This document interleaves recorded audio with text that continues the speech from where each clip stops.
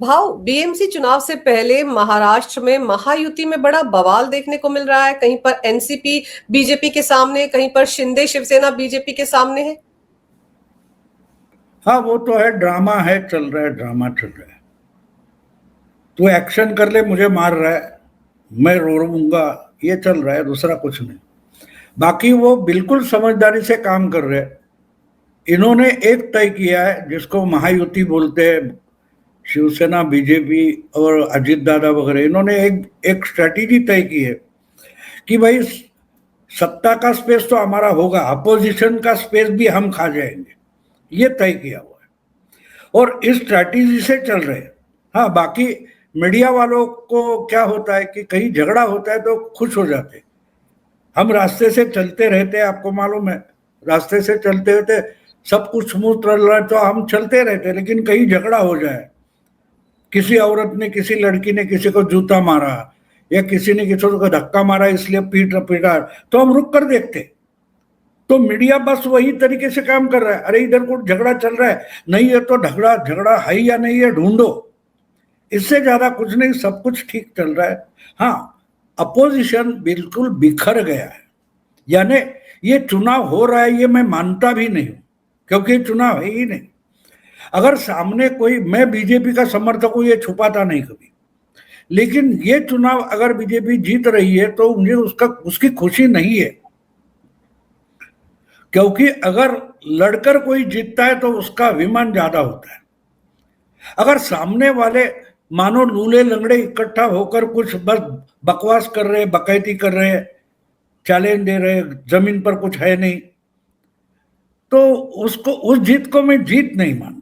BJP जीतेगी, BJP के साथी जो है वो जीतेंगे, और दुबला पतला कमजोर अपोजिशन सामने होगा, उसमें मजा नहीं होती। लेकिन क्या होता है, जब भीड़ इकट्ठा करनी है तो मीडिया को भी टीआरपी के लिए दिखाना पड़ता है कि भाई देखो, दो तगड़े, एक तरफ अफगानिस्तान है और दूसरी तरफ ऑस्ट्रेलिया है। अफगानिस्तान ने ऑस्ट्रेलिया को बड़ा चैलेंज दिया है, बड़े बड़े बोलते हैं अफगानिस्तान के पास बॉलर कौन है, बैट्समैन कौन है, इनकी टीम कितनी अनुभवी है, वो भी देखना पड़ता है ना। लेकिन अगर उस मैच का मार्केटिंग करना है तो ये बोलेंगे उनका कोई रशीद वगैरह है, उनका कोई हुसैन नाम का बॉलर है, वो तो पहाड़ भी उतर कर बॉल जैसा घुमा सकता है, ऐसी जो झूठी वर्णन किया जाता है वो चल रहा है, उससे ज्यादा कुछ नहीं। अफगानिस्तान को मालूम है अपनी औकात क्या है, ऑस्ट्रेलिया को भी मालूम है, लेकिन मैच है तो थोड़ा मजा आना चाहिए, एंटरटेनमेंट होनी चाहिए, बस उस ढंग से ये चुनाव चल रहे। और इसलिए इस चुनाव में मुझे ज्यादा इंटरेस्ट नहीं है, क्योंकि मैं उसके नतीजे जानता हूं क्या होने वाला है। अगर सामने वाला लड़ भी नहीं पा रहा है तो कौन जीतेगा ये बोलने के लिए जरूरत ही नहीं है ना, कोई जरूरत है। और इसलिए जो कुछ, अब देखो, एक आपको उदाहरण देता हूं, इसके पहले आप बोल सकते हैं कि एक महीना पहले 288 288 नगर पालिका और नगर परिषद के चुनाव हो गए, उसमें 129 बीजेपी जीत गई, कुछ 51 52 ये जीत गए, कौन, एकनाथ की पार्टी, शिंदे की पार्टी, और 40 42 अजित दादा जीत गए, कांग्रेस कुछ 35 36 जीत गई। यानी कांग्रेस, उद्धव गुट और शरद पवार गुट, ये तीन इकट्ठा किए तो भी एकनाथ की जो एग्रीगेट है उससे कम है, बीजेपी की बात ही छोड़ो। बीजेपी ने कम से कम 45% पिछले चुनाव में अभी नगर पालिका के जीत लिया, क्योंकि ये उद्धव ठाकरे वगैरह तो उधर गए तक नहीं, गए तक नहीं। तो ये चुनाव अभी उसी चुनाव में मीडिया इतना कलरफुल रिपोर्ट देता था कि देखो, कणकवली, सिंधुदुर्ग में कणकवली नाम की नगर पालिका है, वहां नीलेश राणे और नीतेश राणे एक दूसरे की कॉलर तक पकड़ रहे हैं। अब इनका नगराध्यक्ष हुआ, उसको मेजोरिटी मिल गई और राणे फैमिली ही कणकवली पर राज करेगी, अपोजिशन में वही है और सत्ता में भी वही है, तो उसको क्या चुनाव बोलते हैं? तो इसी ढंग से अभी पूरे महाराष्ट्र में 29 नगर निगम के चुनाव में वही हो रहा है, कोई नई बात नहीं है। इसलिए कौन जीतेगा ये बोलने के, देखो 3-3.5 महीने पहले देवेंद्र ने अपनी स्ट्रैटेजी डिक्लेयर की है, कोई मैं नई बात नहीं आपको बोल रहा हूं।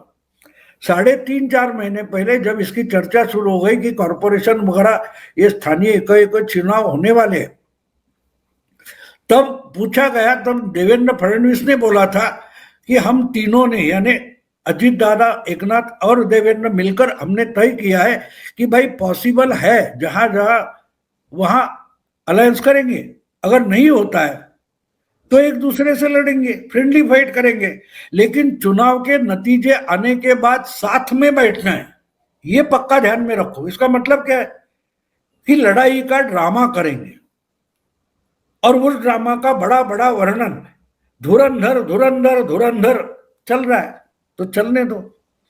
क्या धुरंधर को सलमान खान का टाइगर पीछे छोड़ेगा वगैरह वगैरह चर्चा होती है, तो बस इससे ज्यादा कुछ है नहीं उसमें। जीतने वाला तय हो चुका है, कौन जीतेगा कैसे जीतेगा। भाव सवाल तो संजय राउत ये उठा रहा है ना कि अगर पिंपरी चिंचवाड़ में शरद पवार की एनसीपी और अजीत दादा की एनसीपी मिलकर चुनाव लड़ रहे हैं बीजेपी के खिलाफ, तो फिर सरकार में वो क्यों बैठे हैं। फिर एक बयान भी अजीत दादा का आया कि 70,000 करोड़ के सिंचाई घोटाले के आरोप जिन्होंने लगाए थे आज मेरे साथ वो सत्ता में है, इस पर बीजेपी बड़ी बिफर गई। तो ये सब कुछ भी हो रहा है, आपकी नजर में सिर्फ और सिर्फ एक नूरा कुश्ती है?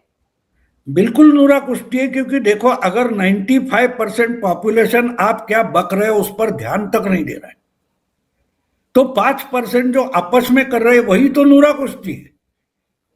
क्योंकि इर्द गिर्द 95% लोग हैं वो आपकी तरफ ध्यान तक नहीं दे रहे, और 5% लोग एक दूसरे से आरोप कर रहे, लड़ रहे, ये वो। बाकी 95% को कुछ लेना देना नहीं है, कुछ लेना देना नहीं है। हाँ, लेकिन खबर तो बनती है ना, खबर तो बनती है कि भाई अरे अजीत दादा ऐसे बोला, संजय राउत ये बोला, बोला बोला बोला बोला बोला, हुआ क्या? कुछ भी नहीं है ना। तो ये मजाक बन गया, इन लोगों ने पॉलिटिक्स मजाक बना दिया। अब मुझे बोलो कि जब आखिरी दिन था पर्चा भरने का 30 दिसंबर, तो एक खबर आ गई कि कांग्रेस और प्रकाश अंबेडकर की वंचित बहुजन आघाड़ी, इनका गठबंधन तय हो गया। अरे वाह वाह वाह, क्या बड़ा चैलेंज खड़ा किया बीजेपी के सामने। और एक चैलेंज, ठाकरे बंधु और कांग्रेस और प्रकाश अंबेडकर।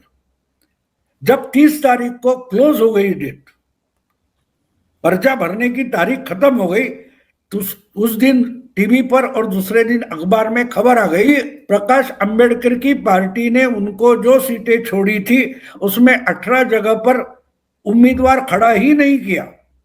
अब प्रकाश अंबेडकर और उनकी पार्टी का प्रवक्ता 4 दिन पहले बोल रहा है कि हमने मुंबई में 227 में 112 जगह कैंडिडेट खड़े करने की तैयारी की है। उनको बंटवारे में मिली 62 सीट और उसमें से उन्होंने 18 भरे ही नहीं, यानी इनके पास हारने के लिए भी कैंडिडेट नहीं है और चुनाव जीतने के लिए जीतना और लड़ने वाले कैंडिडेट की जरूरत होती है।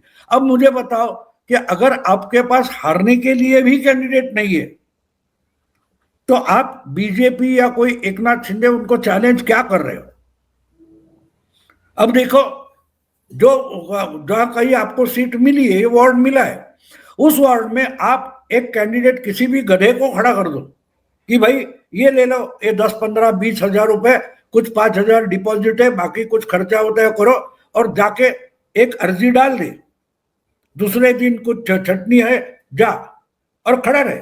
500 वोट मिलेंगे, 800 वोट मिलेंगे, हार जाएगा कोई बात नहीं, लेकिन सामने वाले के, जीतने वाले के सामने आपका उम्मीदवार खड़ा तक होगा ना। 500, 600, 1200, 2000 कुछ तो वोट मिलेंगे, हार जाएगा कोई बात नहीं।